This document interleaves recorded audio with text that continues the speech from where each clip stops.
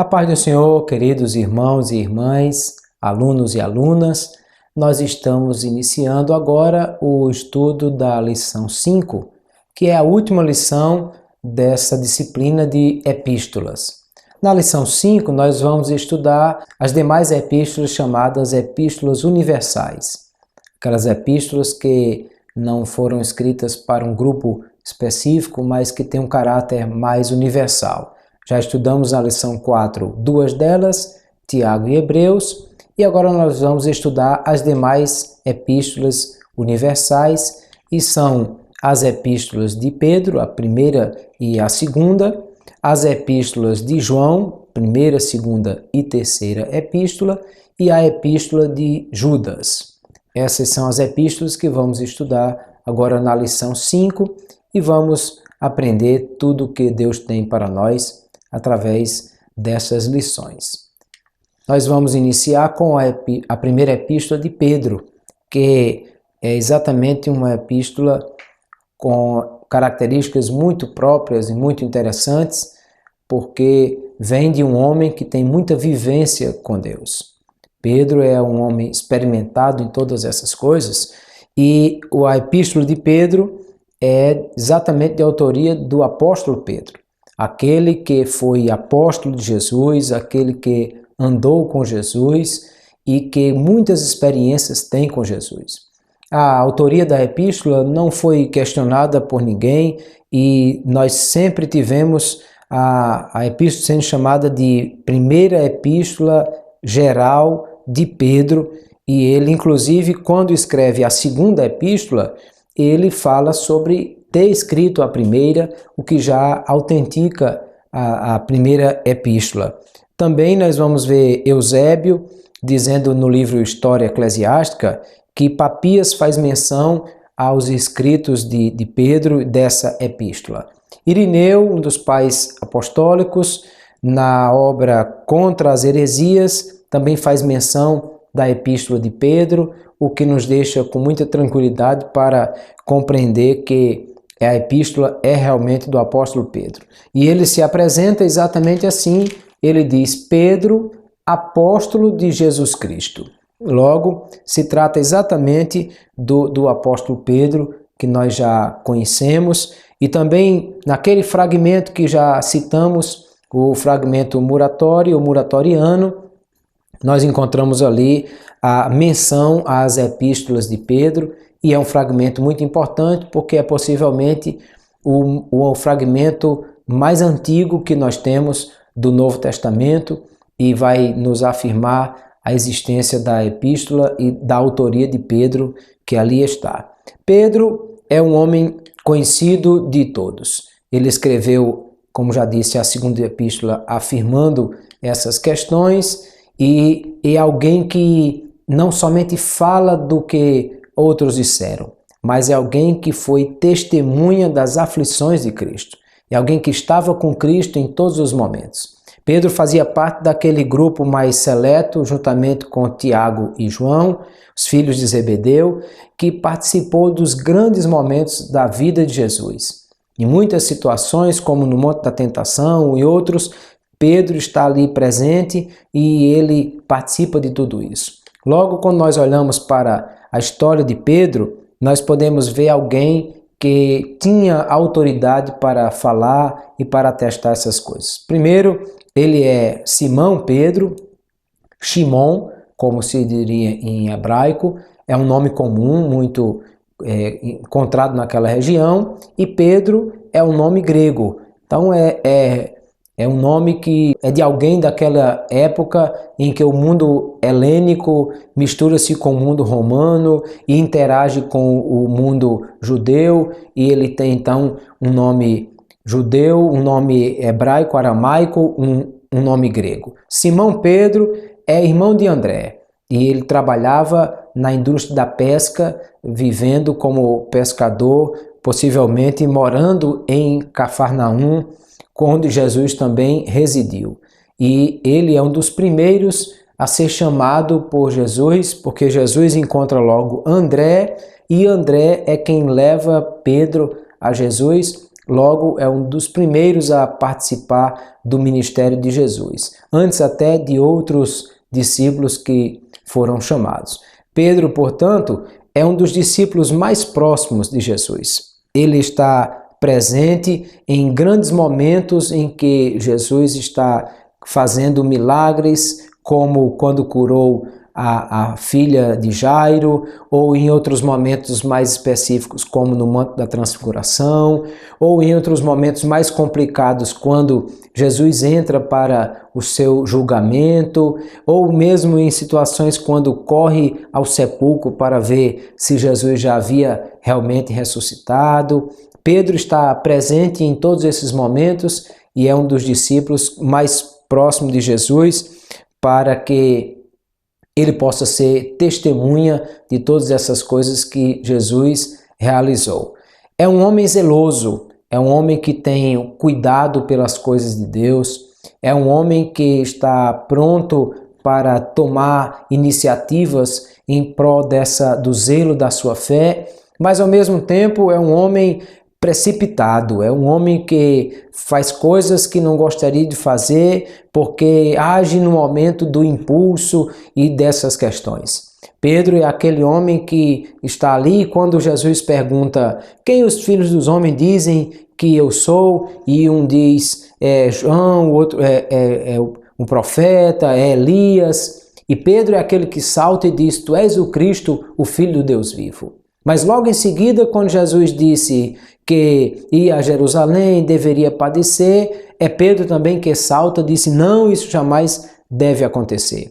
Pedro é aquele homem que é o que apresenta-se diante de Jesus para perguntar. Talvez os outros todos quisessem perguntar também, mas é Pedro quem toma a iniciativa para perguntar, Senhor, nós te servimos durante tanto tempo e agora vamos ganhar o quê? O que é que nós vamos receber em troca? É Pedro que quando Jesus está lavando os pés dos discípulos, e ele lava os pés de Tiago e de todos aqueles que ali estão, e nenhum deles diz coisa alguma. Todo mundo aceita numa boa aquilo que Jesus está fazendo. Mas quando chega na vez de Pedro, aí ele salta e diz, não, os meus pés não, Senhor, os meus o Senhor não vai lavar. Jesus disse, Pedro, se eu não lavar os teus pés, não tens parte comigo. Ah, Senhor, então dá logo um banho, lava logo tudo. Não, Pedro, não precisa. É só os pés que estão precisando ser lavados nesse instante. Aí você percebe como é um homem que é zeloso, mas ao mesmo tempo é precipitado nessas coisas e está tendo sempre as dificuldades dele, de cortar a orelha de Malco, de agir por impulso para dizer, não, Senhor, jamais vou te negar, os outros podem até negar, mas eu não, eu vou permanecer firme, e é ele exatamente que cai nessa situação, mas Jesus tem grande amor por Pedro. Quando Jesus ressuscita, ele manda avisar os outros e a Pedro que ele vai para Galiléia e encontra com eles lá. E naquela ocasião em que Jesus encontra-se com Pedro, na ocasião daquela pesca maravilhosa, capítulo 21 de João, Jesus diz a Pedro, Pedro, tu me amas? Pedro diz, Senhor, eu te amo. Ele disse, então, cuida das minhas ovelhas, apacente os meus cordeirinhos. E 3 vezes Jesus indaga a Pedro, Pedro se sente incomodado a terceira vez, diz, Senhor, tu sabes que eu te amo. Ele disse, então, apacenta os meus cordeirinhos, porque a pergunta de Jesus é, tu me ama mais do que a estes?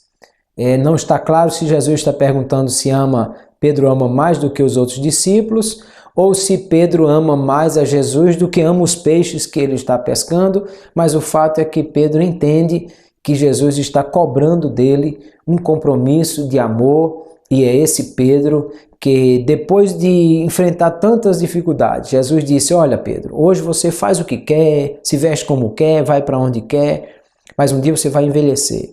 E quando você envelhecer, vai chegar um momento que alguém vai levar você, vestir como você não quer, cingir você e levar para onde ele quiser, e você não vai ter controle sobre isso.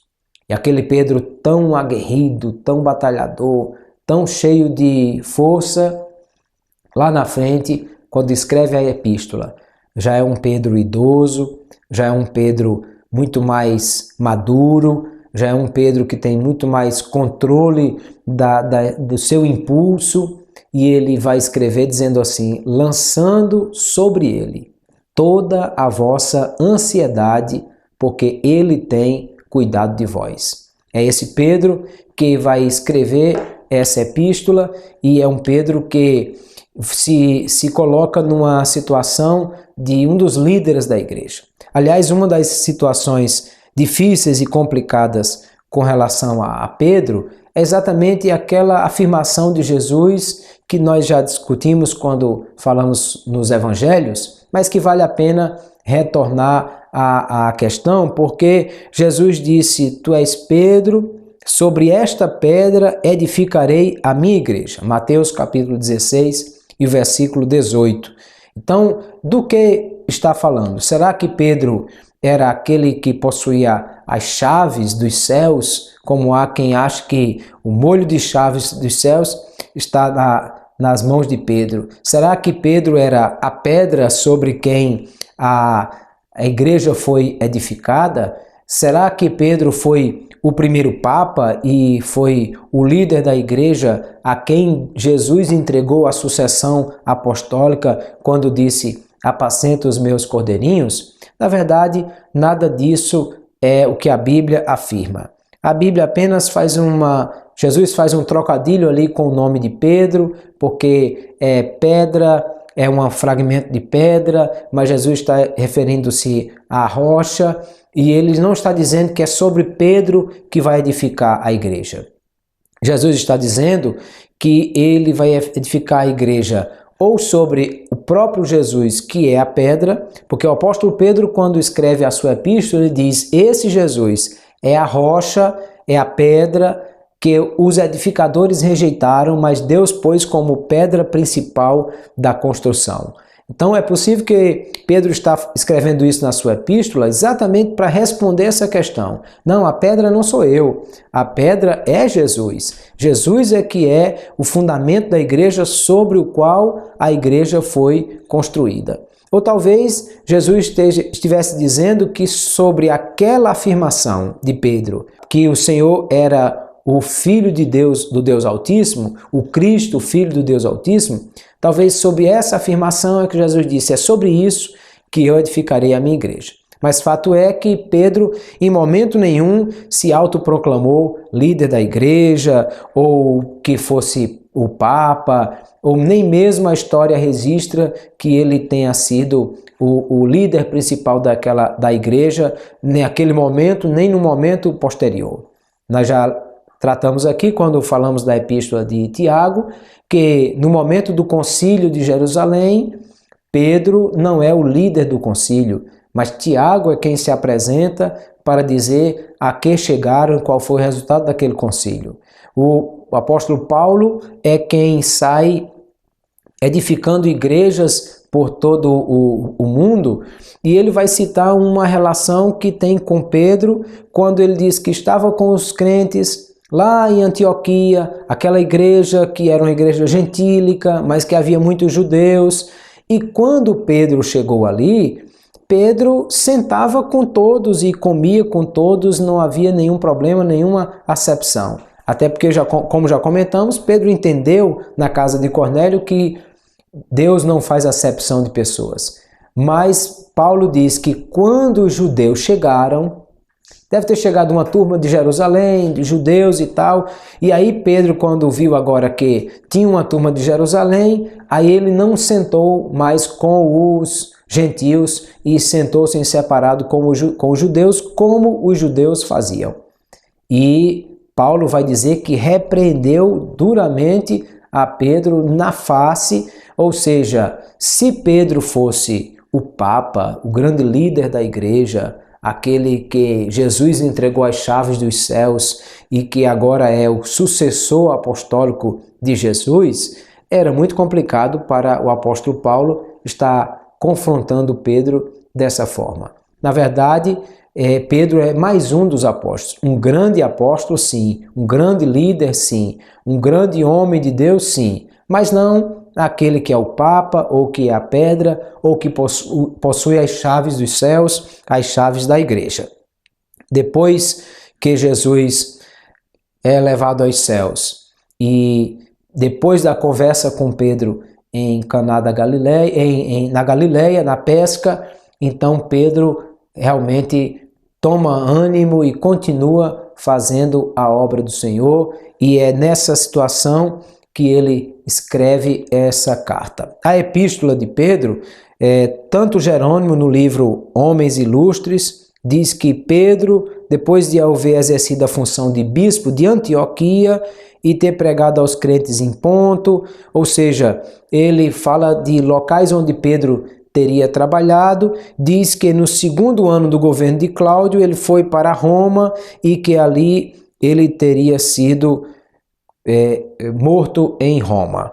Também Dionísio, citado por Eusébio no livro História Eclesiástica, fala sobre Pedro ter iniciado a igreja de Corinto e a igreja de Roma na mesma época, e porém nós não temos muita segurança disso, porque o apóstolo Paulo escreveu a epístola aos Romanos, e a época teria sido mais ou menos a mesma época, e quando Paulo escreve aos Romanos, ele manda a saudação para muita gente, menos para Pedro. Paulo não faz qualquer citação de Pedro nas suas epístolas, na epístola aos Romanos. E também depois, quando Paulo é preso em Roma, e nós já vimos que ele ficou preso vários anos até a sua morte, ele cita a presença, a visita de muitas pessoas que vieram ter com ele e que nas cartas ele cita um a um,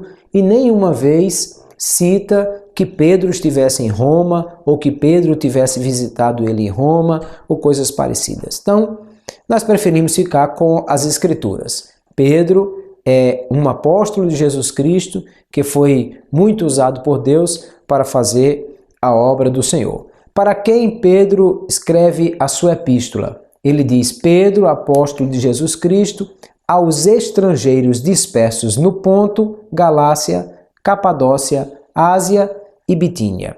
Então, aos estrangeiros dispersos, ele está citando exatamente aqueles judeus que vivem fora da sua pátria, e cita aí alguns locais bem distintos: Ponto, Galácia, Capadócia, Ásia e Bitínia, várias regiões diferentes do mundo de então, e é a esses que ele manda a sua carta, e escreve também citando crentes gentílicos, escreve também citando pessoas que estavam ligadas à fé judaica, ou seja, homens de toda a sorte. Vamos lembrar que algumas dessas regiões nós temos pessoas que estiveram presentes no dia de Pentecostes. Lá no dia de Pentecostes é citado que há pessoas de várias regiões do mundo, e algumas delas são essas que Pedro está aqui citando. Então é possível que Pedro estivesse escrevendo também a igrejas que tenha sido fundada por pessoas que o ouviram pregando no dia de Pentecostes. Que aquele discurso de Pedro tenha alcançado o coração dessas pessoas, e eles, indo para a sua terra, deram continuidade à obra que lá eles iniciaram por intermédio da pregação de Pedro, que foram alcançados ali. Nós não temos uma segurança sobre em que época Pedro escreveu. Não está claro para nós qual foi a data que ele escreveu, porque é possível que ele tenha escrito antes da perseguição promovida por Nero, que culminou na morte do apóstolo Paulo, porque ele cita Marcos dizendo que estava com ele na Babilônia, ele faz citação de outras pessoas que poderiam estar com ele, mas não faz menção a questões como a morte do apóstolo Paulo, que inclusive ele cita o apóstolo Paulo nas suas epístolas. Então, é muito possível que Pedro tenha escrito antes da perseguição promovida por Nero. A epístola de Pedro pode ser observada mais ou menos seguindo o seguinte esquema. O capítulo 1, versículos 1 e 2, é a saudação. Pedro, apóstolo, aos estrangeiros, eleitos segundo a presciência de Deus Pai, e ele diz: graça e paz vos sejam multiplicadas. É um estilo bem semelhante ao das outras epístolas que todos os outros escreveram, e ele acompanha esse mesmo estilo. No capítulo 1, do verso 3 aos 12, ele faz também aquela gratidão a Deus pelos crentes a quem escreve. Bendito seja o Deus e Pai de nosso Senhor Jesus Cristo, que segundo a sua grande misericórdia nos gerou de novo para uma viva esperança pela ressurreição de Jesus Cristo dentre os mortos. E ele diz que por essa fé eles estão guardados na virtude de Deus, e que grandemente vos alegrais, ainda que seja necessário passar por tribulações. Há aí uma orientação quanto à questão da tribulação e da perseguição, porque, como já vimos, isso era algo comum a todos os crentes daquela época. Até o quarto século, a igreja enfrentou forte perseguição. Só depois do Edito de Milão e de Constantino tornar-se cristão é que essa perseguição romana vai parar. Então todos os crentes em toda aquela época apostólica vão enfrentar forte perseguição, e ele fala sobre essas questões aí. No versículo 11 ele diz que, indagando que tempo, ocasião de tempo, o Espírito de Cristo estava nele, indicava posteriormente, testificando os sofrimentos que a Cristo haviam de vir e a glória que ele se havia de seguir. Novamente ele aponta para Cristo como sendo aquele que é o que nos dá a linha para seguir, sofrendo por amor a Cristo, como Cristo sofreu por amor a nós. Continuidade, capítulo 1, verso 13 até o capítulo 5, Pedro vai dar uma série de exortações no que diz respeito a conduzir os crentes à santidade e a uma vida cristã. Ele disse: cingindo os vossos lombos do entendimento, sede sóbrios, esperai na graça que há em Cristo Jesus, porque está escrito: sede santos. Então se temos um Pai que é santo, e ele não faz acepção de pessoas, porque a todos os filhos ele trata distintamente, então nós devemos ser santos como é santo o nosso Pai que está nos céus, e por isso nós precisamos imitar a Deus na sua santidade. E por isso a nossa caridade deve ser fraternal, não fingida, amando ardentemente uns aos outros, e por aí vai. Capítulo 2, o apóstolo Pedro continua falando sobre isso, dizendo: deixando toda a malícia, todo engano, fingimento, inveja, murmuração, desejai afetuosamente, como meninos novamente nascidos, o leite racional, não falsificado, para que por ele vades crescendo. Pedro está tratando aqui de uma coisa muito importante, que é o crescimento, a maturidade espiritual que nós precisamos enfrentar. Pedro diz: menino precisa tomar leite. Menino precisa do leite que não falsificado. A ciência diz que vai ter muito mais saúde aquele bebê que recebe o leite materno e que é amamentado pelo tempo necessário, que vai desenvolver todas as defesas necessárias para que possa crescer saudável. Ele disse: desejem, como meninos recém-nascidos, esse leite. Mas é importante verificar que não é de leite que alguém vai se alimentar o resto da vida. Que agora vai chegar um momento em que menino não toma mais leite, porque não é mais menino, e cresceu e amadureceu, e ele está dizendo: tomem leite agora que vocês são meninos, mas querendo crescer, para que possam amadurecer na fé que há em Cristo Jesus. Ele continua também falando exatamente sobre nós, crentes, como pedras vivas que estão postas no edifício de Deus, porque ele disse: Jesus é a pedra principal de esquina, eleita e preciosa. E nós somos pedras vivas, que não é pedra de tropeço nem de escândalo, mas senão para aqueles que tropeçaram. Mas vós sois a geração eleita, o sacerdócio real, nação santa, o povo adquirido. E Pedro está repetindo aqui a mesma ideia que foi dita por Deus lá no capítulo 19 de Êxodo, quando Deus faz a aliança com Israel. Deus faz uma aliança com Israel e diz exatamente que Israel é povo de propriedade particular, ou seja, povo adquirido, que é uma geração eleita e é uma nação santa e uma nação sacerdotal. Aqui Pedro diz que nós somos geração eleita, que somos sacerdócio real, nação santa e povo adquirido. É a mesma ideia que está lá para entender que o mesmo Deus que chamou Israel, chamou também esses crentes que são salvos na pessoa de Jesus. Ainda no capítulo 2, Pedro vai falar sobre os deveres dos servos, de como os que trabalham, aqui servos são escravos, mas isso pode ser trazido hoje para nós no sentido dos trabalhadores, aqueles que estão trabalhando. Ele diz que nós devemos nos submeter ao nosso patrão, exatamente porque servindo ao patrão com boa consciência,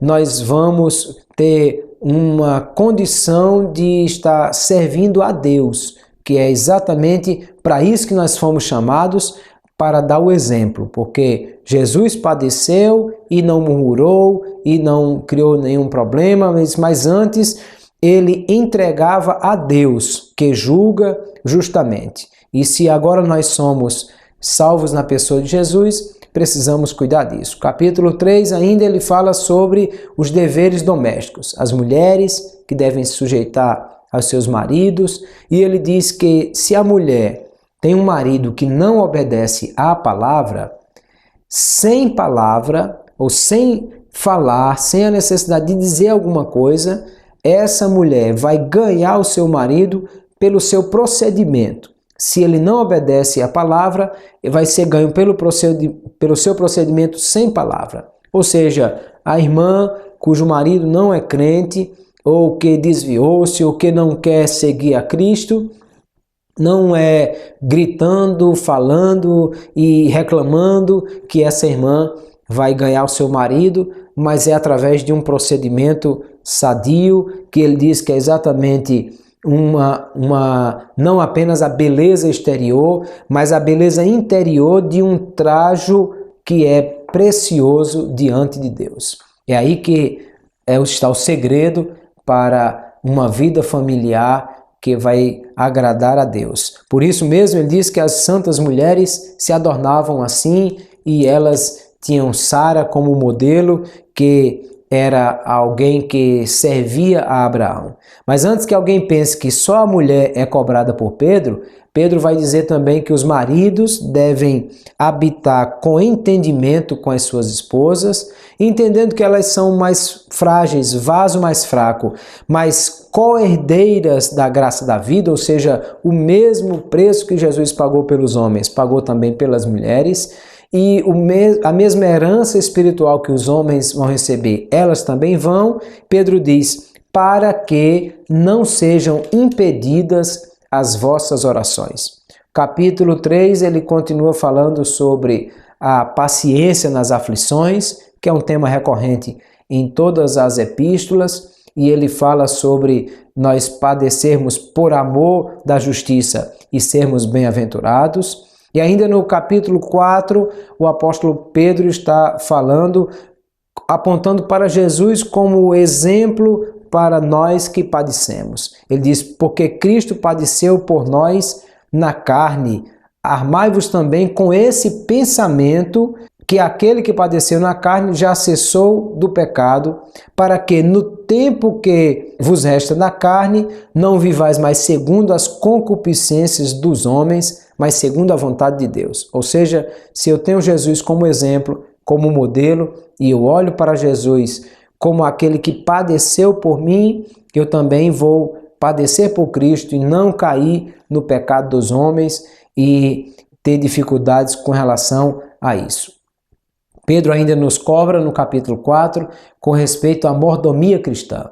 Aquilo que nós recebemos de Deus, como devemos tratar, ele disse, cada um administre aos outros o dom como o recebeu, como bons despenseiros da multiforme graça de Deus. Se alguém falar, fale segundo as palavras de Deus. Se alguém administrar, administre segundo o poder que Deus dá. Ou seja, se você recebeu dons, você precisa administrar para a glória de Deus. Mais ou menos aquilo que o apóstolo Paulo já afirmava, Romanos capítulo 12, e ele está dizendo: quem recebeu algum dom, exercite esse dom da forma como Deus lhe deu para exercitar. E ele disse: se o seu dom é ensinar, haja dedicação ao ensino.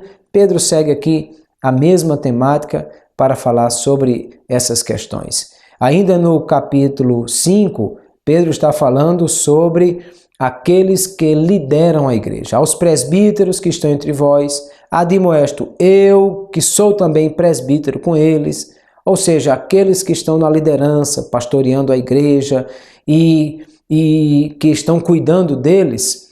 Eu que sou presbítero e sou testemunho das aflições de Cristo, ele diz assim: apacentai o rebanho de Deus que está entre vós, tendo cuidado dele não por força, mas voluntariamente, nem por torpe ganância, mas de ânimo pronto, nem ainda como tendo domínio sobre a herança de Deus, mas servindo de exemplo ao rebanho. Está dizendo: você precisa entender, meu caro pastor, meu caro presbítero, meu caro líder, que o rebanho não é seu. O rebanho é de Deus. Logo, você não deve tratar o rebanho do Senhor por força, por violência, por torpe ganância, querendo tirar proveito, enriquecer ou ser beneficiado por isso. E você deve fazer isso, na verdade, com muito cuidado e temor, porque é o rebanho de Deus. E Pedro diz que há uma recompensa para os pastores que agem assim, porque ele disse: quando aparecer o sumo pastor, aquele que é o pastor dos pastores, quando o pastor maior aparecer, então alcançareis a incorruptível coroa de glória. É a recomendação de Pedro para os presbíteros e para os líderes. Também nós temos aí a recomendação para os jovens que devem se sujeitar aos anciãos, e ele recomenda a todos que haja humildade, porque ele disse: humilhai-vos debaixo da potente mão de Deus, e para que a seu tempo ele vos exalte. E no capítulo 5, verso 12, o apóstolo Pedro está falando por que exatamente ele escreveu essa carta. Ele diz que está enviando por Silvano, vosso fiel servo, como cuido, escrevi abreviadamente, exortando e testificando que esta é a verdadeira graça de Deus, na qual estáis firmados. Ou seja, ele está dizendo que escreveu essa carta com esse propósito, com esse fim. E saudações finais, ele sauda a coeleita em Babilônia vos saúda, e meu filho Marcos, aí mostra que Marcos estava com ele, e saudai-vos uns aos outros com ósculo de amor, paz com todos vós que estáis em Cristo Jesus. E diante dessas recomendações finais, o apóstolo encerra a sua epístola, e nós vamos perceber então que é uma epístola de um pastor muito mais controlado e muito mais maduro do que aquele discípulo que com tanta fúria queria fazer a obra do Senhor com tanto zelo, mas que precisava crescer e amadurecer. E esse Pedro maduro é que nos orienta com relação a todas essas coisas. Vamos estudar agora a segunda epístola de Pedro. É uma sequência de escrita e também tem o mesmo autor. Quando olhamos para essa epístola de Pedro, nós temos a certeza de que ele realmente a escreveu, porque inclusive na segunda epístola ele cita a primeira. Embora alguns autores tenham tentado rejeitar a epístola de Pedro como sendo verídica, autêntica, mas a igreja desde cedo afirmou a validade dessa epístola. Algumas características nós podemos identificar da epístola de Pedro. Primeira característica é que o autor dessa epístola, ele estava presente no Monte da Transfiguração.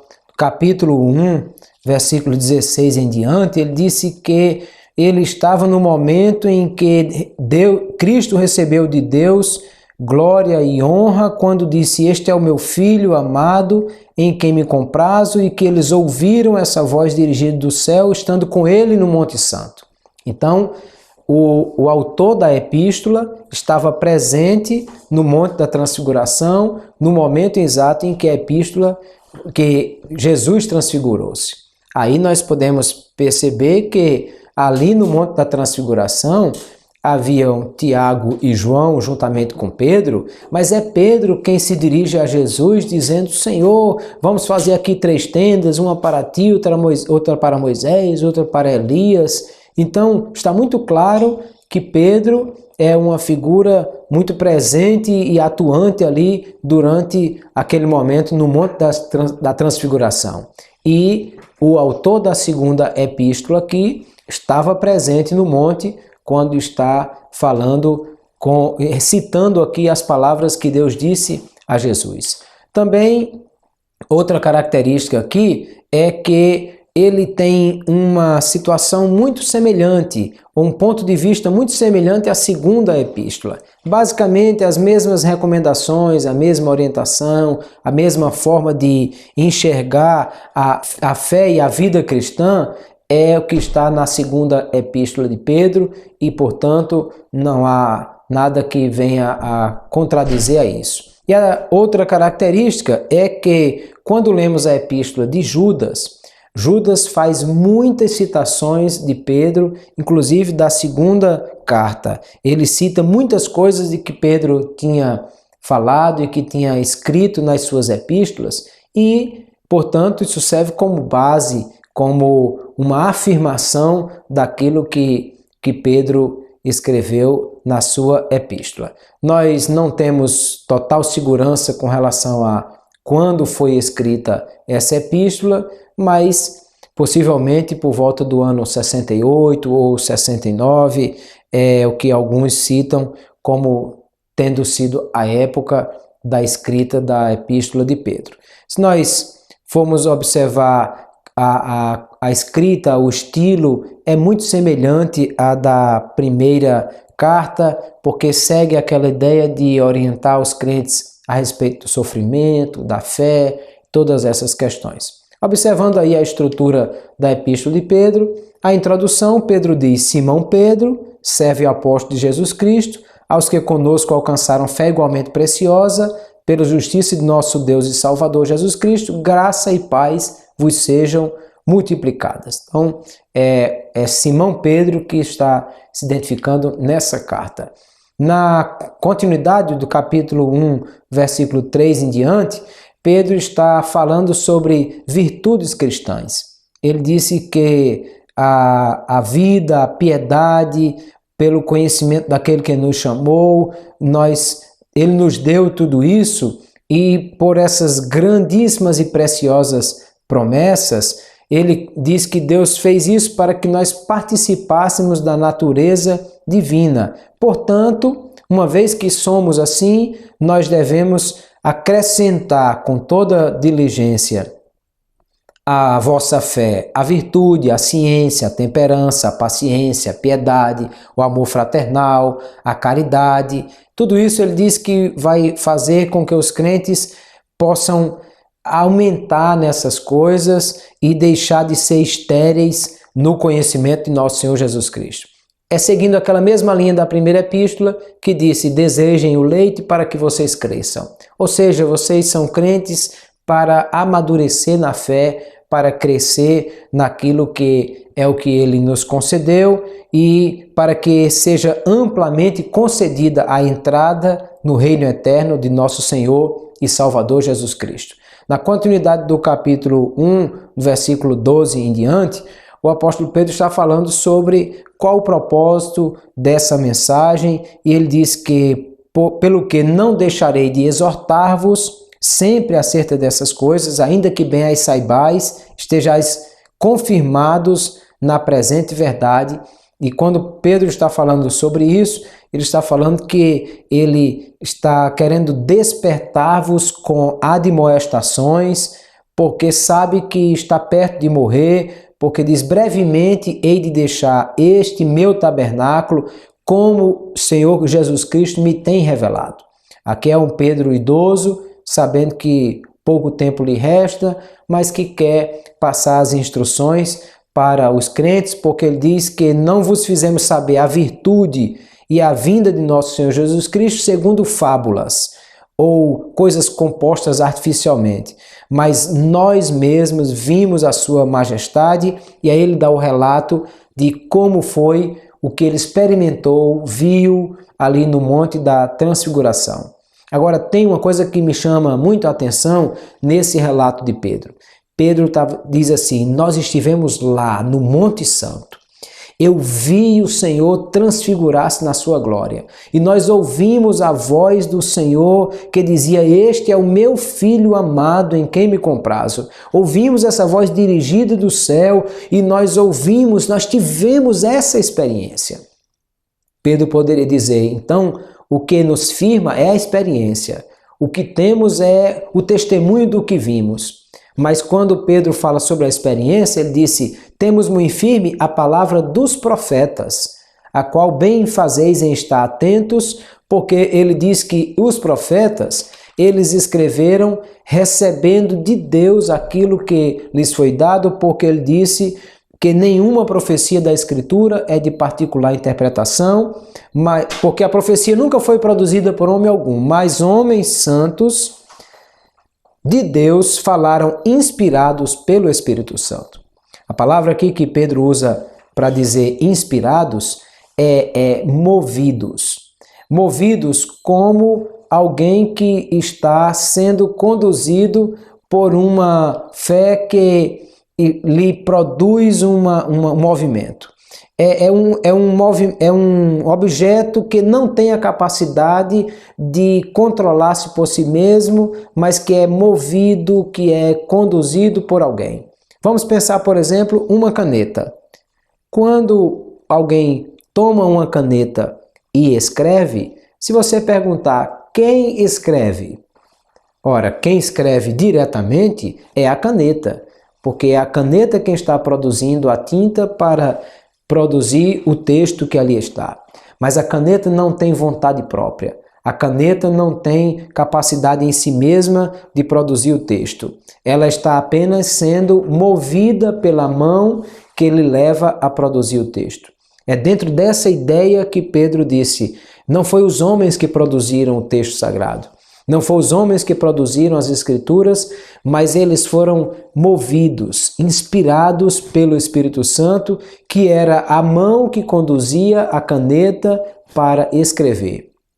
E quando Pedro diz daquilo que é o fortalecimento e o fundamento da sua fé, ele não diz que é a experiência do monte, mas é a palavra, a profecia dos profetas, são as Escrituras que são o fundamento da sua fé.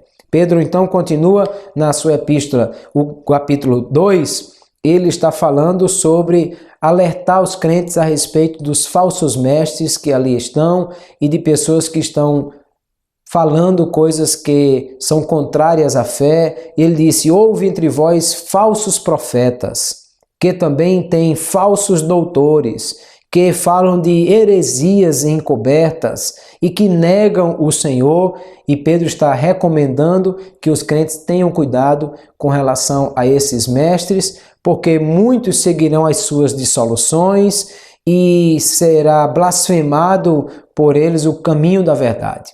Mas os crentes devem estar firmes nessas coisas, porque o Senhor sabe livrar da tentação os piedosos e reserva os justos para o dia do juízo para serem castigados. Ou seja, Deus é quem guarda os crentes e é quem vai cuidar de todos aqueles que servem e que andam fazendo a vontade do Senhor, recebendo o galardão da injustiça, os falsos mestres que estão pregando aquilo que é heresia, pois que esses homens só têm deleite nos prazeres cotidianos e que enganam os outros e todas essas coisas assim, e ele cita aí Balaão como exemplo desses falsos mestres, que é Balaão, filho de Peor, que amou o prêmio da injustiça. Era aquele homem que inicialmente era temente a Deus, era um profeta de Deus, mas vendo o dinheiro na sua frente e o prêmio que lhe era oferecido, inicialmente tentou amaldiçoar o povo, mas ele mesmo descobriu que não poderia amaldiçoar aquilo que Deus abençoou. Mas o próprio Balaão vai instruir Balaque de que deve inserir mulheres no meio do povo, e essas mulheres devem conquistar os homens de Israel, e quando as mulheres levassem os homens de Israel para a cama, elas deveriam induzi-los a adorar outros deuses. Porque Balaão sabia que a idolatria, que era um adultério espiritual, é que iria quebrar a comunhão do povo com Deus, e assim milhares morreram por causa de Balaão.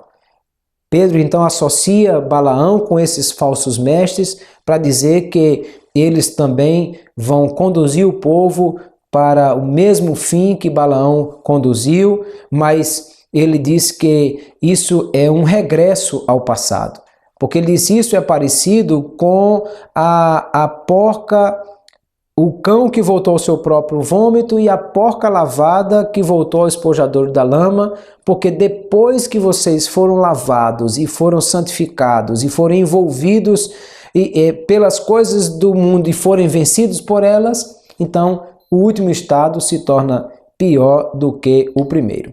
E no capítulo 3, o apóstolo Pedro está falando orientações sobre a vinda de Jesus.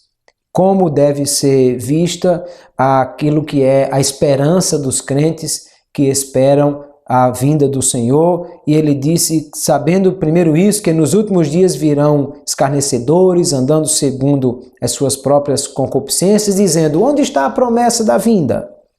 Porque desde que os nossos pais dormiram, todas as coisas permanecem como foi desde o princípio da criação. Mas ele disse, olha, vocês não se preocupem com isso, porque o tempo de Deus não se conta desse jeito não. Porque o Senhor não retarda a sua promessa, ainda que alguns a tenham por tardia. Porque na verdade para o Senhor um dia é como 1000 anos, e 1000 anos é como um dia. Mas o dia do Senhor virá, e o Senhor virá arrebatar a sua igreja, e nós devemos estar aguardando e apressando para a vinda de Deus e aguardando essa promessa de novos céus que virão.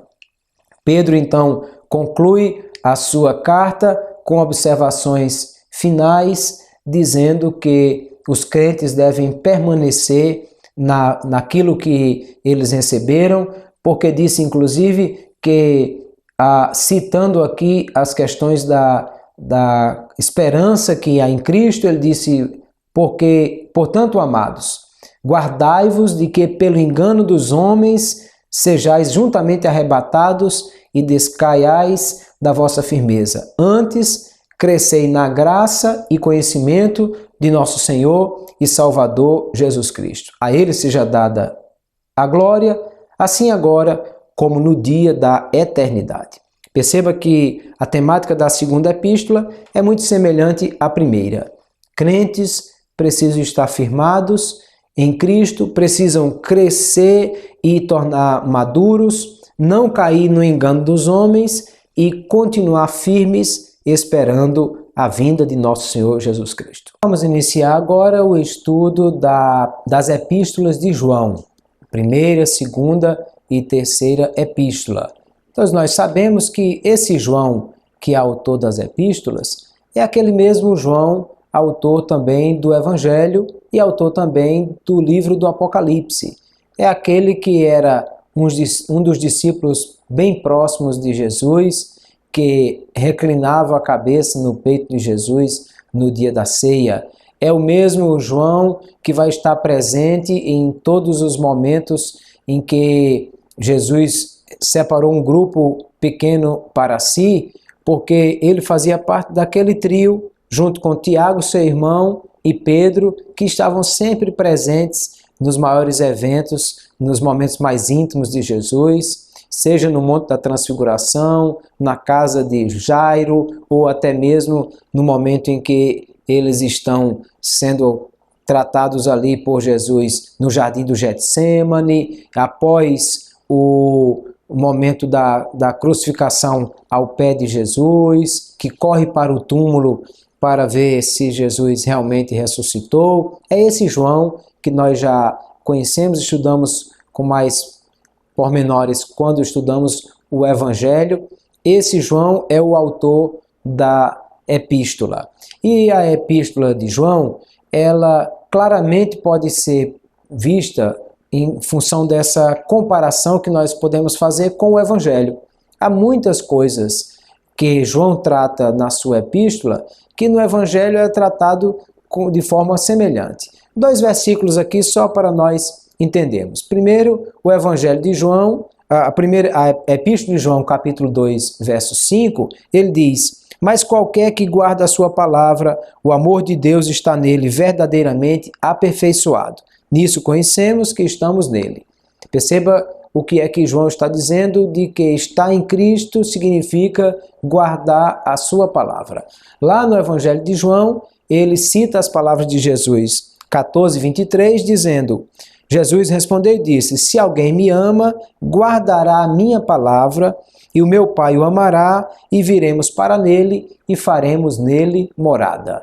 Perceba aí então que há uma comparação muito próxima do que está sendo dito em uma epístola e o que está sendo dito na outra.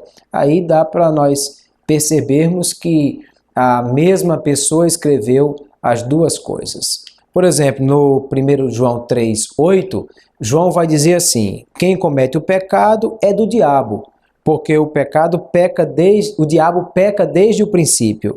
Para isso, o Filho de Deus se manifestou para desfazer as obras do diabo. Perceba como há uma relação com aquilo que está escrito no Evangelho de João, capítulo 8, versículo 44, que ele cita as palavras de Jesus dizendo: vós tendes por pai o diabo, e quereis satisfazer os desejos do vosso pai. Ele foi homicida desde o princípio e não se firmou na verdade, porque não há verdade nele.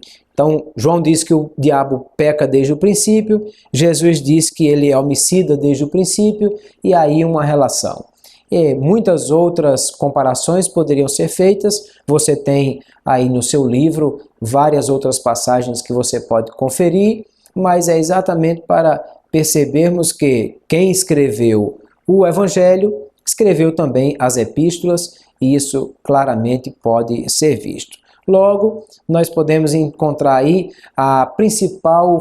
o principal foco de João quando ele escreveu as suas epístolas. Alguém já disse que a heresia é a mãe da ortodoxia. Isso quer dizer, quando alguém escreve ensinando alguma coisa, trazendo uma ortodoxia, uma palavra verdadeira, quase sempre o faz para combater uma heresia. Assim também acontece com João. João dirige a sua carta para os crentes que estão enfrentando problemas com relação a falsos mestres que estão ensinando o gnosticismo. Dentro dessa fala dos gnósticos está uma heresia que é chamada de docetismo. A expressão grega diz exatamente que eles negavam que Cristo tinha o corpo carnal verdadeiro, que Cristo tinha apenas a aparência de corpo carnal, e por isso eles aceitam a divindade, mas negam a humanidade de Cristo. Eles aceitam que Jesus é Deus, mas negam que Jesus fosse homem de fato. E João vai escrever exatamente dizendo isso. E nós percebemos na epístola, ele está usando expressões como essa que ele diz assim: olha, nós apalpamos, as nossas mãos tocaram, as nossas mãos apalparam o verbo da vida, para dizer como que esse homem não tinha carne de verdade se nós tocamos nele.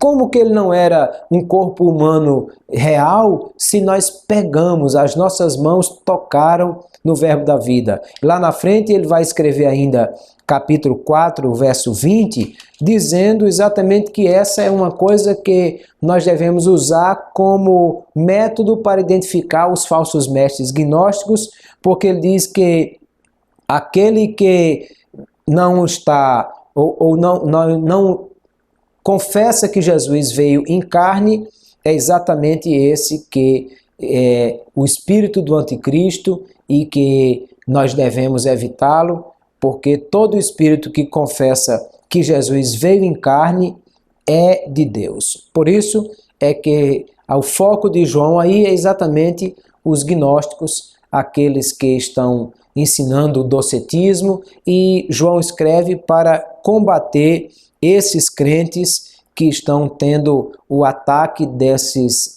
falsos mestres que aí está.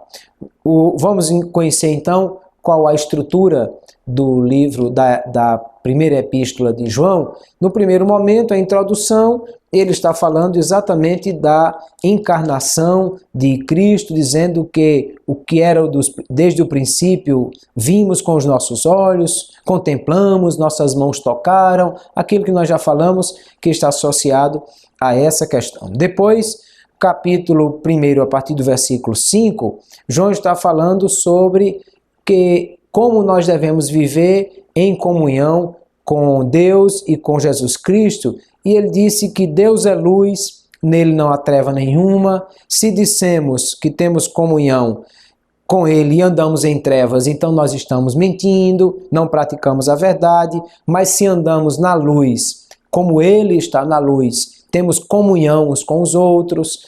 Então ele está dizendo que nós estamos na luz, que é Jesus Cristo, e isso é de particular interesse, porque a ideia do gnosticismo é que aquele conhecimento oculto, aquelas coisas gnósticas que eles ensinavam, tratava-se de uma iluminação superior, de uma luz superior que era trazida sobre os estudiosos da gnose, do conhecimento oculto, como eles chamavam. E João está usando isso para dizer, a luz é Jesus Cristo.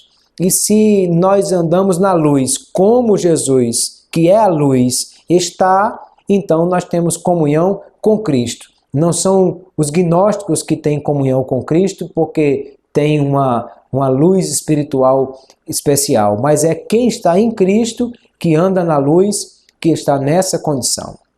Depois, João vai falar no capítulo 2 sobre como deve ser a nossa vida enquanto filhos de Deus. Ele começa dizendo, filhinhos, estas coisas vos escrevo para que não pequeis. Como deve ser a vida de um crente? Deve ser uma vida longe de pecado, porque agora somos filhos de Deus, nós devemos viver uma vida que agrada a Deus. Ele diz, não pequeis. O projeto de Deus para nós é que não haja pecado.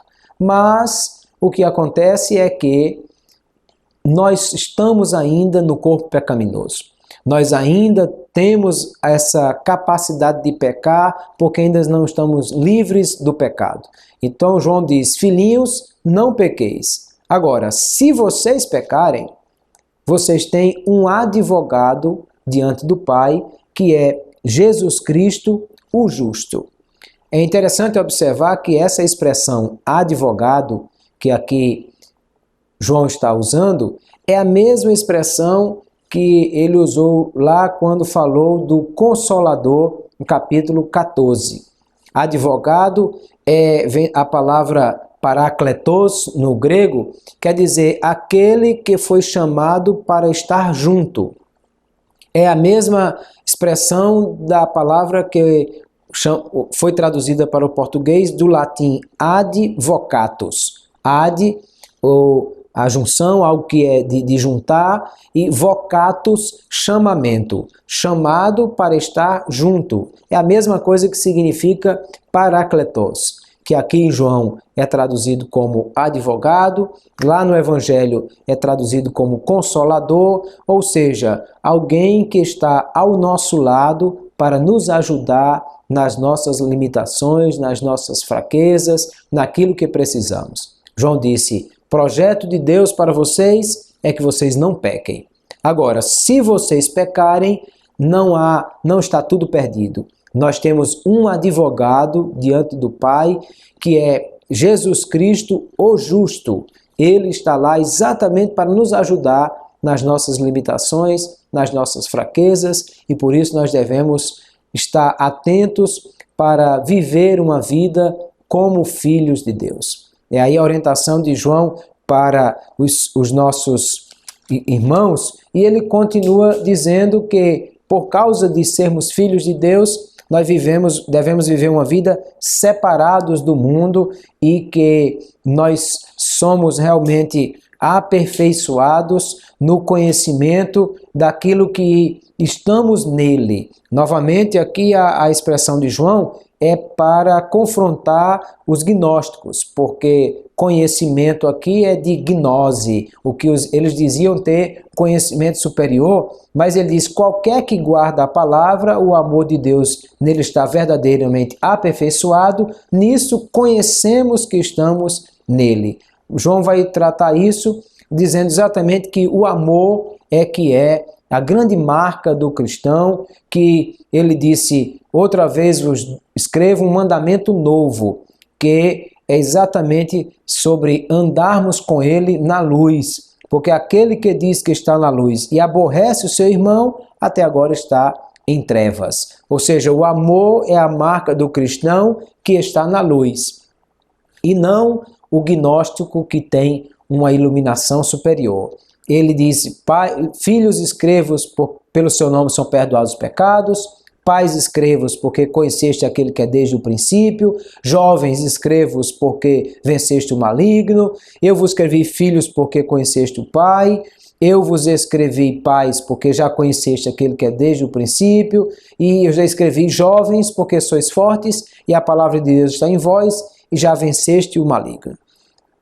João está dando recomendações para todos os grupos da igreja, dizendo que cada um de vocês é fortalecido na fé que há em Cristo Jesus e que nós não devemos amar o mundo, nem o que no mundo há, porque essas coisas que são do mundo não são do Pai, mas o mundo passa e a sua concupiscência, mas aquele que faz a vontade de Deus permanece para sempre. E aí ele está citando ainda os anticristos. Anticristos aqui quer dizer exatamente aqueles que são contrários a Cristo.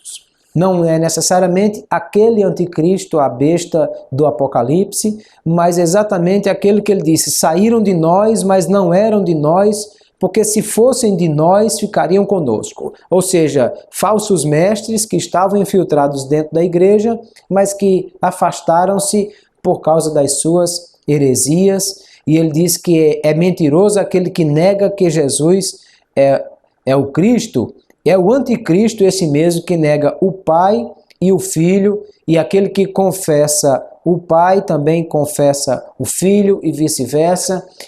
Esse é que é mentiroso. Quem nega que Jesus era o que ele de fato era, nega também a mensagem de Deus e a mensagem do Pai. João ainda vai tratar uma coisa muito interessante, e eu gostaria de frisar isso aqui, porque a palavra unção, ela só aparece no Novo Testamento nessa ocasião aqui. Você pode ler todo o Novo Testamento. Você vai encontrar muitas vezes ungido, ungiram, ungiu, mas a palavra unção no Novo Testamento, ela só aparece duas vezes. Primeira Epístola de João, capítulo 2, verso 20 e verso 27. No verso 20 ele diz, vós tendes a unção do santo e sabeis tudo. E no verso 27 ele diz, a unção que vós recebeste dele fica em vós, e não tendes necessidade que alguém vos ensine, mas como a sua unção vos ensina todas as coisas, e é verdadeira e não é mentira, como ela vos ensinou, assim nele permanecereis. Perceba que João está falando aí de uma unção, que ele disse, vós tendes, e vós sabeis tudo, ou seja, o conhecimento, ele é dado pela unção que Deus deu a vocês. E vocês já têm essa unção. E que unção é essa? Ou do que se trata? João disse, a unção que permanece em vós ela vos ensina todas as coisas. Logo aí nós percebemos que a unção de que João fala, ele já citou lá no seu evangelho dizendo: eu rogarei ao Pai, ele vos enviará outro Consolador, o Espírito Santo da verdade, ele vos ensinará todas as coisas. Então, quando João fala de unção, ele está falando, na verdade, da pessoa do Espírito Santo, que é aquele que habita em nós. Não se trata aqui de outra coisa. Algumas pessoas às vezes ensinam equivocadamente sobre isso e falam: receba uma nova unção, Deus vai lhe dar uma nova unção. Mas a Bíblia Sagrada não nos registra no Novo Testamento essa ideia de nova unção. Porque o Espírito Santo de Deus não caduca, não envelhece, não tem prazo de validade e, portanto, não há nova unção. Todos já têm a unção que é o Espírito Santo. Lembra que está escrito assim: como Deus ungiu a Jesus de Nazaré com o Espírito Santo. Então, a presença do Espírito Santo é a própria unção de Deus sobre nós. Agora, virtude ou poder, aí é que Deus diz que nós deveríamos buscar. Jesus disse: fiquem em Jerusalém até que do alto sejais revestidos de poder. Ele disse: mas a virtude do Espírito Santo há de vir sobre vós e ser-me-eis testemunhas. Então, unção é a presença do Espírito Santo na vida do crente. E é essa unção que dá o conhecimento, que nos ensina todas as coisas. Porque João está combatendo a gnose, o conhecimento que os gnósticos dizem ser algo especial que eles têm. Ele diz: não, especial é ter o Espírito Santo de Deus na vida, porque é o Espírito Santo quem nos ensina todas as coisas. Ele prossegue falando sobre sermos filhos de Deus e andarmos como filhos de Deus. No capítulo 3, ele diz que agora somos filhos de Deus e não é manifesto que haveremos de ser, mas sabemos que quando ele se manifestar, seremos semelhantes a ele, porque assim como ele é, o veremos, e quem tem nele essa esperança, purifica-se a si mesmo, como ele é puro, e vai tratar aí como deve ser a vida do cristão longe do pecado. Aquele que é nascido de Deus, ele diz, não comete pecado. Aqui a ideia é de um pecado rotineiro, ou seja, não vive na prática do pecado, mas a sua semente permanece nele, não pode pecar porque é nascido de Deus. Na continuidade do texto, capítulo 4 em diante, o apóstolo João vai falar sobre como é que esse amor de Deus e essa vida cristã deve nos levar a viver uma vida de ética e uma vida que nos leve a honrar a Deus através do nosso procedimento. Porque ele disse que nisso nós devemos andar amando uns aos outros. Ele disse: amemos uns aos outros porque Deus é amor. Qualquer que ama é nascido de Deus. E quem não ama não conhece a Deus, porque Deus é amor. E ele diz: como é que vamos saber se nós realmente somos nascidos de Deus? Como saberemos que nós somos filhos de Deus? Ele disse: se ele nos amou, nós também devemos amar a Deus, porque ele nos amou e enviou seu Filho para morrer em nosso lugar. E agora nós precisamos também amar uns aos outros, porque nisto conhecemos que estamos nele e ele em nós, visto que testificamos que o Pai enviou seu Filho para Salvador do mundo. Aí ele está dizendo que esse amor é a marca do cristão. Jesus disse, e João registra no seu evangelho também, dizendo: nisto saberão que vós sois meus discípulos, se vos amardes uns aos outros. O amor é a característica do cristão para dizer que ele verdadeiramente é filho de Deus e anda com Deus. E João vai usar isso para dizer exatamente que aqueles que estão querendo destruir a igreja, trazendo ensino herético, esses não são os filhos de Deus, porque esses não amam. Porque ele disse: no amor não há temor, antes o perfeito amor lança fora o medo, porque o temor tem consigo a pena, e o que teme não é perfeito em amor. Nós o amamos porque ele nos amou primeiro, e todo aquele que crê que Jesus é nascido de Deus, que que Cristo Jesus é o Cristo, é nascido de Deus, e todo aquele que ama a Deus é que é verdadeiramente filho de Deus. Nisto conhecemos que amamos os filhos de Deus, quando amamos a Deus e guardamos os seus mandamentos.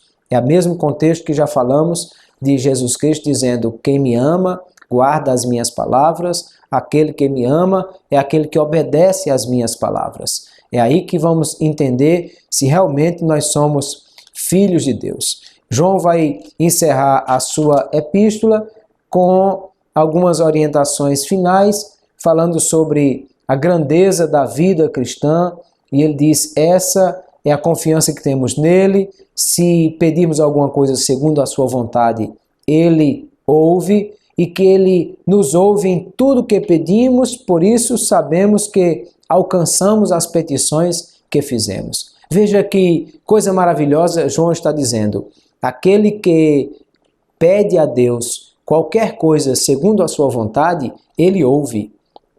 E se nós temos essa confiança nele, aí nós pedimos porque sabemos que ele atende às nossas petições. Mas isso tudo vai acontecer se eu andar vivendo conforme a vida de Deus, porque ele disse: se alguém vir seu irmão cometendo pecado que não é para a morte, orará e Deus dará a vida àquele irmão. Porque há pecado que é para a morte e há pecado que não é para a morte. Mas todo aquele que é nascido de Deus não peca, mas o que é de Deus gerado conserva-se a si mesmo e o maligno não lhe toca. Porque nós somos gerados por Deus e porque somos sustentados pelo Senhor, então Deus nos guarda também de que o maligno tome posse das nossas vidas. Ele diz orientações finais dizendo: sabemos que já o Filho de Deus é vindo, nos deu entendimento para conhecermos o que é verdadeiro, no que é verdadeiro estamos, isto é, em seu Filho Jesus Cristo. Este é o verdadeiro Deus e a vida eterna. E conclui dizendo: filhinhos, guardai-vos dos ídolos. Aí nós percebemos um apóstolo tendo cuidado com a heresia que está tentando entrar na igreja, para destruir a igreja, para trazer dificuldades com aqueles que estão sendo ali tratados na igreja. E ele disse: é desse jeito que vocês devem se conduzir, e se vocês andarem em Cristo e em amor, não haverá dificuldades maiores a respeito disso. Vamos observar agora o que está escrito na segunda e terceira epístola de João. Já percebemos que a primeira epístola foi escrita pelo apóstolo João, que é o autor também do Evangelho e do livro do Apocalipse. A segunda e a terceira epístola seguem na mesma ideia e não há nenhuma dificuldade de entendermos isso. Primeiro, nós temos algumas evidências externas que apontam claramente que essas cartas são de autoria de Paulo. A citação, por exemplo, de Orígenes, sucessor de Clemente, diz assim: João nos legou uma epístola cheia de estilo, e talvez uma segunda e uma terceira. Então está claro que ele está citando que o mesmo João que escreveu a primeira, escreveu também segunda e terceira. Há também uma citação de Irineu, onde ele fala: porque na escola onde estudo, as epístolas de João eram também estudadas. As epístolas de João, então está claramente mostrando que há uma citação de obras externas sobre a autoria de João, não só da primeira, mas também da segunda e da terceira epístola. Mas também nós temos algumas evidências internas, encontradas nas próprias cartas. Segunda epístola de João, versículo 6, digo versículo porque tanto a segunda quanto a terceira epístola de João não tem divisão de capítulos. Então é capítulo único e apenas versículos. Segunda epístola de João, versículo 6, tem uma estrutura muito semelhante com a primeira epístola, capítulo 5, verso 3. No versículo 6 ele diz assim: que a caridade é esta, que andemos segundo os seus mandamentos. E este é o mandamento, como já desde o princípio ouviste, que andeis nele. Lembra de 1 João 2,6? Ele disse: se estamos em Cristo, devemos andar como ele andou, ou seja, é uma estrutura muito semelhante do que há na epístola primeira e na segunda epístola, daquilo que João está apresentando. Da mesma forma, nós vamos encontrar em alguns outros textos uma comparação semelhante, e você tem aí no seu livro a citação desses textos. Por favor, leia, compare cada versão, cada porção das Escrituras que aí está sinalizada, para que claramente você possa perceber que o que está na primeira epístola e na segunda epístola estão muito relacionados, e a mesma comparação com o Evangelho de João vai nos mostrar claramente que o autor do Evangelho é autor da primeira e também da segunda epístola. Além disso, nós podemos perceber que João está escrevendo àquela igreja e cita algumas coisas que parece ser algo que nós não temos segurança, não conhecemos, mas parece ser exatamente dentro da mesma ideia da primeira. Quem escreve é aquele que se denomina o ancião.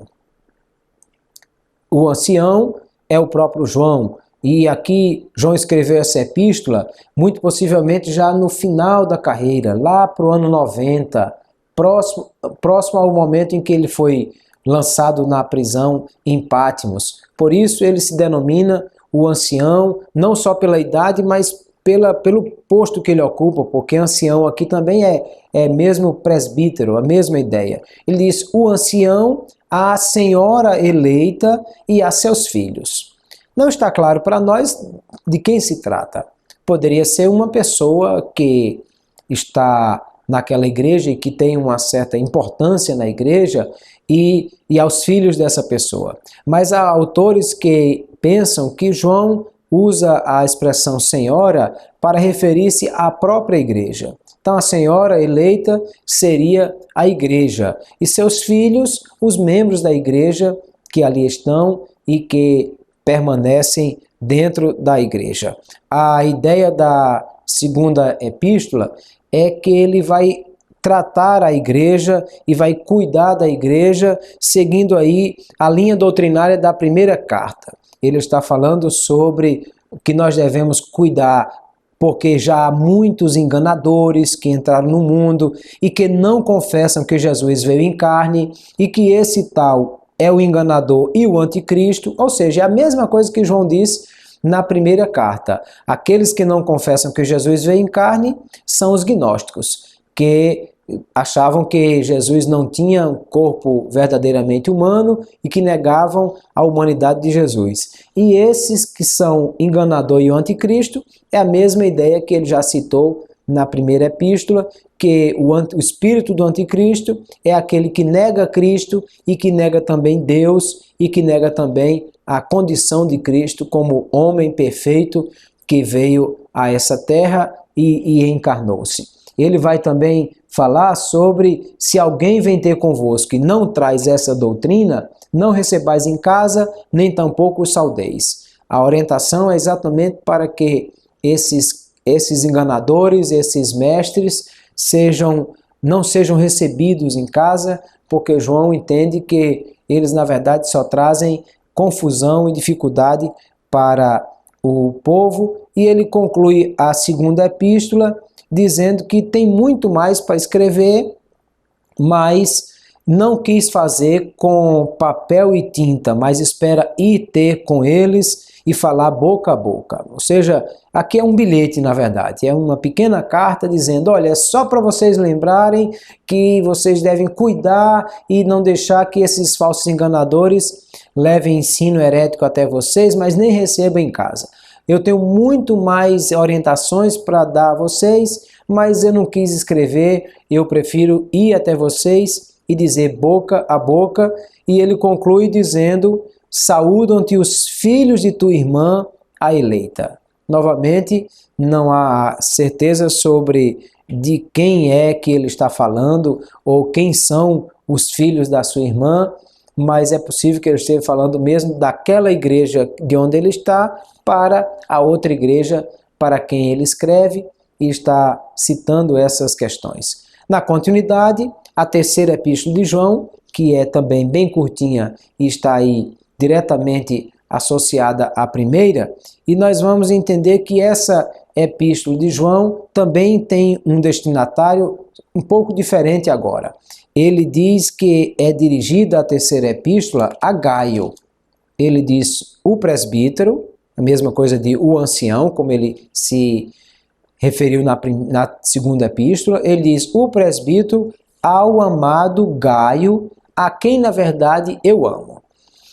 O nome Gaio era um nome relativamente comum no meio romano. É um nome romano e muitas pessoas podem ser chamadas por esse nome. Nós não sabemos quem é exatamente essa pessoa. Na Macedônia, o apóstolo Paulo cita em Atos 19, 29, que havia um Gaio, e ele fala sobre esse crente daquela cidade chamado Gaio. Mas também quando Paulo cita a epístola aos Romanos e também aos Coríntios, ele fala de um outro Gaio que vive na cidade de Corinto, e é um crente também daquela cidade. Mas em Derbe, quando Paulo passou por lá, também encontrou um Gaio, e está em Atos capítulo 20, versículo 4. Qual é o Gaio que João se refere? Não sei. Imagina se for então um outro Gaio que não é nenhum desses três. Não dá para saber e não adianta nós estarmos especulando aqui. O que sabemos é que era um nome comum de pessoas que vários com esse mesmo nome nós vamos encontrar ao longo da narrativa da igreja naquele período. Mas importante é nós entendermos que alguns vão perceber que João está falando de que ele fez algumas viagens, de que no versículo 10, por exemplo, ele disse, se eu for, trarei à memória as obras que ele faz. Lá na segunda epístola ele diz, eu prefiro ir até vocês e ensinar boca a boca. Então, entendemos que João também empreendeu viagens missionárias. Talvez não viagens com a mesma extensão que o apóstolo Paulo, andando praticamente o mundo romano todo, de Jerusalém até Roma, e abrindo igrejas e pregando, mas aqui percebemos que João também se desloca. Ele vai e diz, quando eu for, se eu for, eu quero ir ter convosco, não vou escrever porque prefiro dizer boca a boca quando eu chegar aí. Então, é possível que essa carta tenha sido escrita na volta do exílio. Ou seja, João foi exilado em Patmos, nós já descobrimos isso e estudamos sobre isso, e quando for estudar o livro do Apocalipse, vai perceber isso com mais clareza. E João foi mandado para Patmos, possivelmente por ordem de Domiciano, e ali ele foi lançado para morrer. E ali ele teve a experiência maravilhosa de encontrar com Jesus e de ter aquelas visões e revelações que lhe foram dadas. Mas a história da igreja diz que depois da morte de Domiciano, João e todos que foram presos em Patmos foram soltos. Então, voltando do exílio, muito possivelmente é nesse momento que João vai e leva essa mensagem, escreve essas cartas e está dirigindo para esses crentes a fim de dar assistência àqueles depois da sua volta do exílio. É possivelmente essa a ideia e possivelmente é nesse momento que ele escreve essas cartas, segunda e terceira epístola. Então, olhando a estrutura da epístola, da terceira epístola, nós podemos ver como ela se desenvolve.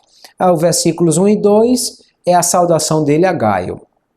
Ao presbítero amado Gaio, o presbítero ao amado Gaio, a quem na verdade eu amo, e ele diz, amado, desejo que te vá bem em todas as coisas, e que tenhas saúde, assim como bem vai a tua alma. Do versículo 3 até o versículo 8, Paulo descreve ou apresenta muitos elogios a essa pessoa que é a quem ele dirige a epístola. Ele começa a dizer que muito me alegra com o testemunho da verdade sobre Gaio, porque ele anda na verdade, e a maior alegria que ele tem, o maior gozo, é descobrir que os seus filhos andam na verdade e que ele procede fielmente em tudo o que faz, e que os irmãos da igreja testificam do amor que Gaio tem, e porque Todas essas coisas são muito importantes para que os gentios também dê testemunho disso e para que nós devamos recebê-los para que sejam cooperadores da verdade. Paulo está elogiando aquele obreiro, aquele amigo, aquele filho na fé. João está elogiando aquele filho na fé para dizer que ele é alguém que anda na verdade, que tem testemunho de ser verdadeiramente crente. E vejam, queridos alunos, como é importante nós andarmos na verdade. Como é importante nós andarmos fazendo aquilo que é certo, porque nem sempre nós teremos a condição de vigiar se há alguém ao nosso redor que está vendo, que não está vendo, mas o fato é que por onde andamos, alguém estará acompanhando a nossa vida. E que bom que alguém possa apontar para um de nós e dizer: eu tenho testemunho de que você anda na verdade, os irmãos falam na igreja do seu amor, as pessoas dizem, até os gentios elogiam a respeito daquilo que você é, os ímpios até falam sobre a sua fé, e é importante nós termos essa relação. Na continuidade do texto, João vai falar sobre uma pessoa que trouxe muitos problemas. Uma pessoa chamada Diótrefes, que ele disse que procura ter o primado na igreja, e é possível que fosse alguém que quis ser um líder, que quis se impor, que quis ter uma posição extraordinária dentro da igreja, e esse líder, ele diz assim: ele não nos recebe. Imagine, João, o último dos apóstolos vivo, o discípulo amado de Jesus que inclinou a cabeça no peito de Jesus na ceia, e essa pessoa chamada Diótrefes, ele disse, não nos recebe. Ele não quer saber, ele diz, porque se eu chegar até aí, eu trarei à memória as obras que ele faz, proferindo contra nós palavras maliciosas, e não contente com isso, não recebe os irmãos e impede os que querem recebê-lo e os lança fora da igreja.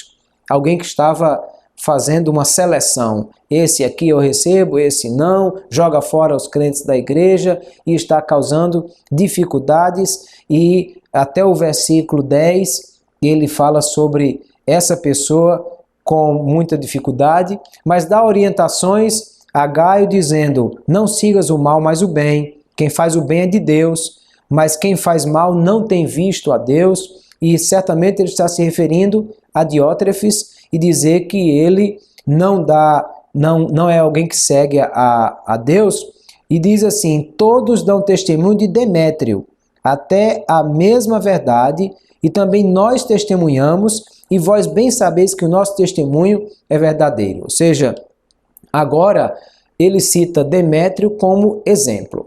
Ele diz, Gaio é um exemplo, Demétrio é um exemplo.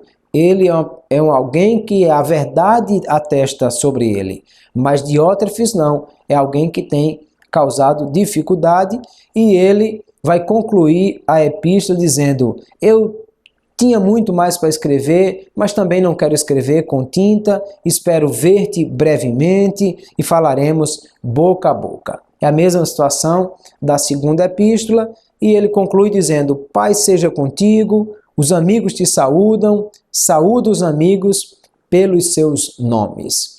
Veja que há um senhor de idade que passou por tantos problemas e dificuldades, é o último dos apóstolos vivos, mas ele está trazendo a seu cuidado, seu amor com a igreja, para protegê-la daqueles que trazem dificuldades, orientando Gaio para protegê-lo contra esse que causa dificuldades e separação na igreja, e nós precisamos seguir o exemplo de João como sendo alguém que nos traz o amor e o carinho de Deus, e um pastor que dedica-se a cuidar das suas ovelhas. E assim nós encerramos o estudo das epístolas de João, primeira, segunda e terceira epístola. Vamos estudar então agora a última das chamadas epístolas gerais, é a epístola de Judas. E esse Judas, que é o autor dessa epístola, é Judas que se identifica como servo de Jesus Cristo e irmão de Tiago. Ora, ele não está falando de Tiago, o irmão de João, filho de Zebedeu, porque aquele Tiago foi decapitado por Herodes. Ele não está falando daquele Tiago que morreu. Ele está falando do mesmo Tiago que é o autor da epístola a Tiago. E quando nós estudamos a epístola de Tiago, nós vimos claramente que aquele Tiago é Tiago, o irmão de Jesus. E se Judas é Judas, irmão de Tiago, então se trata, portanto, de Judas, irmão de Jesus. O irmão do Senhor, que é o autor dessa epístola. Ele é conhecido como Judas Labeu ou Judas Tadeu. A palavra Labeu vem de lebe, que é leve ou lebe, que é coração em hebraico. A palavra Tadeu vem de Tade, que é peito. Então, ele está falando de alguém que é corajoso, que tem um coração grande, alguma coisa desse tipo.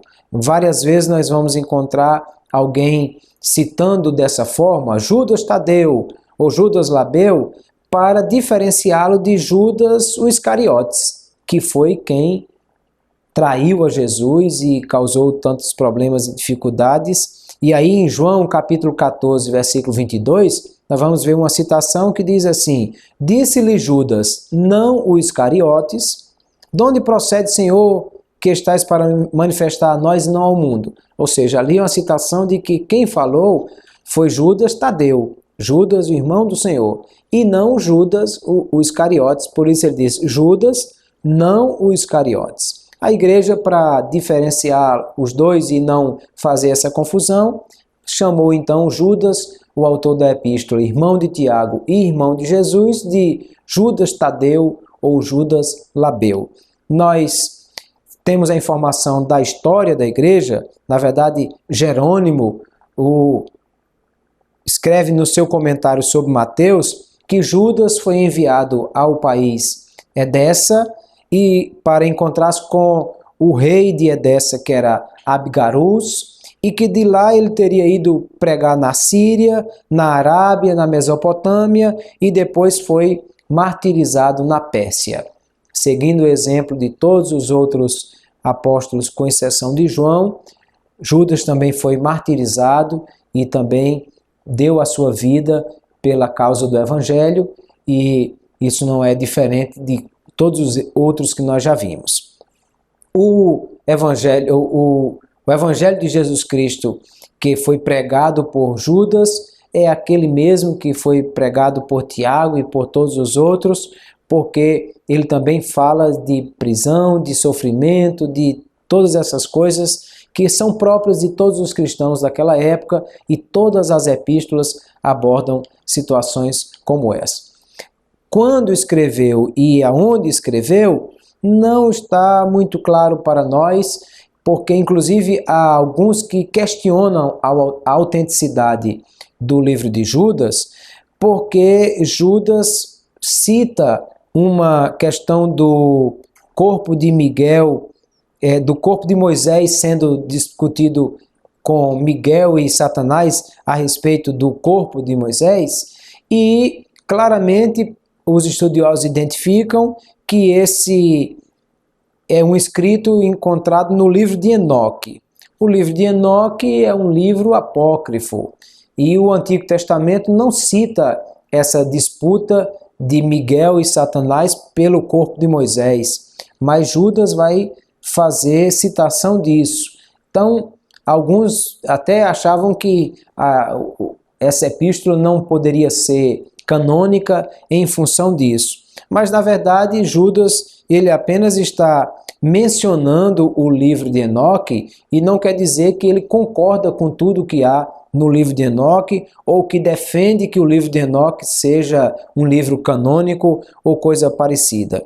Na verdade, em outras situações, nós vamos ver questões como essa. Por exemplo, quando Paulo escreve a Timóteo, ele cita Janes e Jambres, que seriam aqueles que debateram com Moisés ou confrontaram Moisés diante de Faraó. Ora, o Antigo Testamento não cita o nome dessas pessoas. O Antigo Testamento, em nenhum momento o próprio Moisés registrou no livro de Êxodo ou qualquer outro livro o nome dessas pessoas.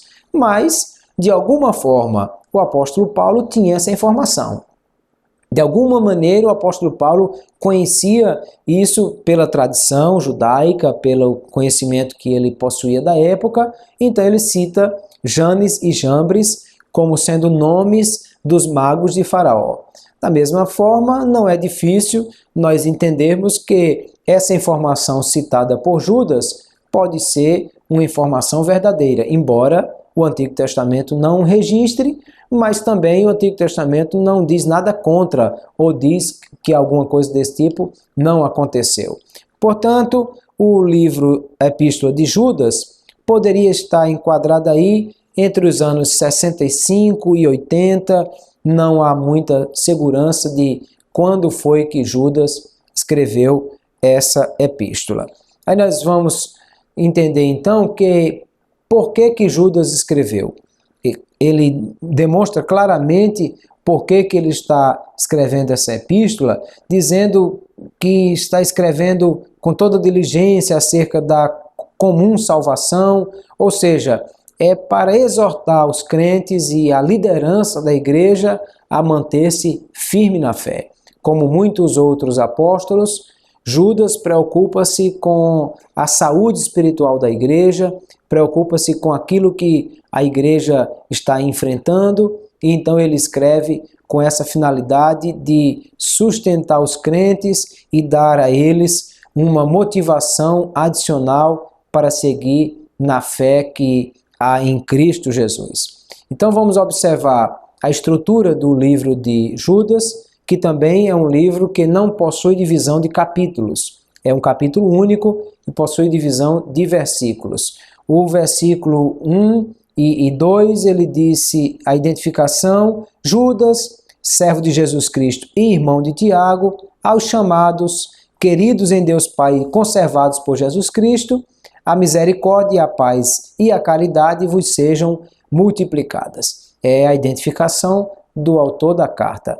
Nos versículos 3 e 4, ele está falando quando está escrevendo a carta e por que ele disse: amados, procurando eu escrever-vos com toda a diligência acerca da comum salvação, tive por necessidade de escrever-vos e exortar-vos a batalha pela fé que uma vez foi dada aos santos, porque se introduziram alguns que já antes estavam escritos por esse mesmo juízo, homens ímpios que converteram em dissolução a graça de Deus e negam a Deus, único dominador e Senhor nosso, Jesus Cristo. Então, por que Judas está escrevendo essa carta? Porque ensinadores que trazem heresias introduziram-se na igreja e eles estão trazendo dificuldades para a fé dos irmãos. E como aqueles estão sendo desafiados quanto a isso, agora Judas está dizendo: eu escrevi para exortar vocês a respeito de batalhar pela fé que uma vez foi dada aos santos. Nos versículos 5 a 16, Judas está fazendo advertências contra esses falsos mestres. Ele disse que aquele que a quem já uma vez soube isto, que havendo o Senhor salvo um povo, tirando da terra do Egito, destruiu depois os que não creram, ou seja, não é incomum que aconteça algo assim, porque já aconteceu com o povo de Deus no Egito. Era o povo de Deus, Deus tirou do Egito, mas no meio do caminho eles se tornaram desobedientes e Deus os destruiu. Portanto, também Sodoma e Gomorra é citado como cidades que se corromperam e que foram lançadas ao fogo eterno, foram destruídas pelo fogo. E aí ele disse: semelhantemente, estes, adormecidos, contaminaram a carne, rejeitaram a dominação e vituperaram as autoridades. Judas está dizendo que do mesmo jeito que Deus tratou com aquela geração rebelde que saiu do Egito, da mesma forma que Deus tratou com Sodoma e com Gomorra, vai tratar também com esses que estão causando dificuldades à igreja. E ele diz: ai deles, porque entraram pelo caminho de Caim, foram levados pelo engano do prêmio de Balaão e pereceram na contradição de Corá. Veja, há 3 citações aqui de pessoas que causaram muitas dificuldades no Antigo Testamento. Primeiro, Caim, que não procedendo bem para com o seu irmão e não aceitando que Deus não tenha recebido o seu sacrifício, mata o seu irmão. É alguém tomado de inveja, de ira e alguém que, na verdade, é desobediente a Deus. Depois ele cita Balaão, que nós já vimos que era alguém que queria obter dinheiro com a fé. Era alguém que quis vender a sua capacidade de abençoar ou amaldiçoar para ganhar dinheiro.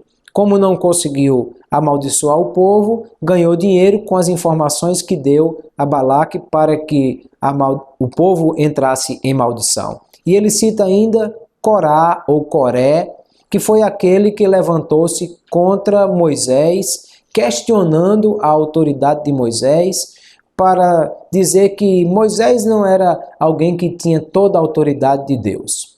E Deus então o que faz com Coré e Moisés? Deus manda que Arão pegue uma vara de cada um dos príncipes das tribos de Israel, escreva o nome na vara e coloca diante do Senhor. No outro dia, cada vara que foi colocada diante do Senhor está do mesmo jeito que estava, seca e com o nome ali. Mas a vara que foi colocada por Arão, ela saiu ramos, saiu folhas, saiu flores e até frutos saiu naquele galho.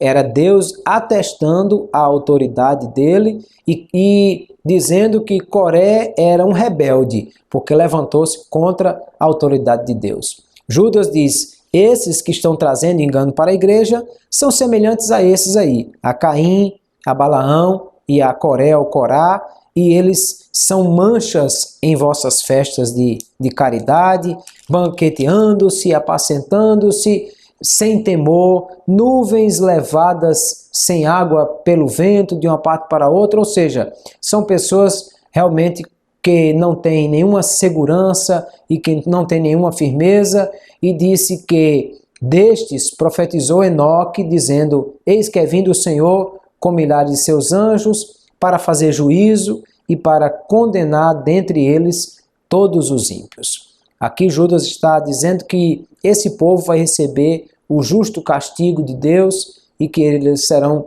tratados pelo Senhor, mas no versículo 17 em diante, ele exorta dizendo: mas vós, amados, lembrai-vos das palavras que vos foram preditas pelos apóstolos de nosso Senhor Jesus Cristo, que diziam que no último tempo haveriam escarnecedores, que andavam segundo as suas ímpias concupiscências, e que são esses que causam esses problemas. Ou seja, não há nenhuma novidade nisso, porque os apóstolos já haviam falado sobre esse povo e já haviam alertado a igreja sobre essas questões. Daí ele encerra a sua epístola com o que nós chamamos de doxologia.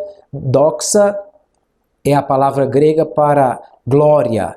Então, doxologia é glorificação, aquilo que é a glória que ele dá ao Senhor, porque ele termina dizendo: ora, aquele que é poderoso para vos guardar de tropeçar e apresentar-vos irrepreensíveis com alegria perante a sua glória.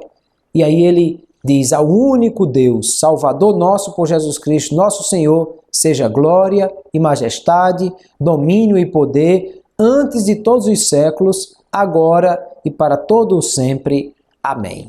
Judas despede-se, encerrando a sua epístola com esse belíssimo hino de glorificação a Deus, exaltando ao Senhor em todas as coisas. Aqui nós encerramos a lição 5 e encerramos também a disciplina Epístolas, e estudando agora as Epístolas Universais, nós percebemos que todo o cuidado que aqueles apóstolos tiveram era para proteger a igreja contra os falsos mestres, as heresias, os ensinos daqueles que queriam afastar a igreja da verdade que há em Cristo. Da mesma forma, eu e você devemos andar na defesa da fé. Nós devemos cuidar para que a igreja não seja afetada por falsos mestres e enganadores que hoje continuam fazendo.